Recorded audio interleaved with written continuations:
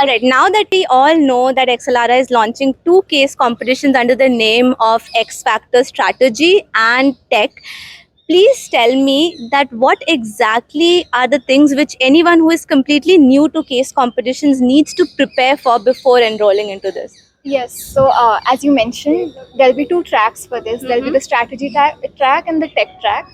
And so there'll be two rounds to this, and then there'll be final presentations. The first round will be an online quiz, and the second round would be the case competition, which you would present in the third round to the Excel faculty.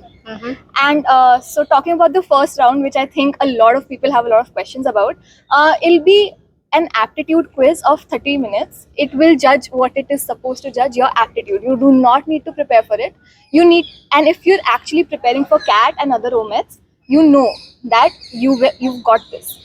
And other than that, it'll have some logical reasoning questions, some basic aptitude questions, and you'll be able to go through them breezily. Talking about the case competition, I think Shreya would like to elaborate on that.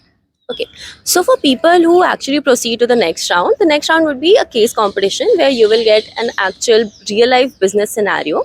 You will be asked to come up with possible solutions or how you would actually try to solve that problem. This actually would help you to get a little sneak peek into what MBA people actually do in their real life, in their daily day-to-day basis. And I think next Shataki would like to elaborate on how the two track, strategy and tech track, are different and how you do not need to worry about it. So something that I need to highlight is that for both of the tracks, the assessment or quiz part, it is more or less the same. It is not specific to strategy or for tech. And the other thing that I need to highlight is that there is sort of a stigma regarding the tech track for X Factor, specifically for non-engineering background students. We are not here to check your coding skills.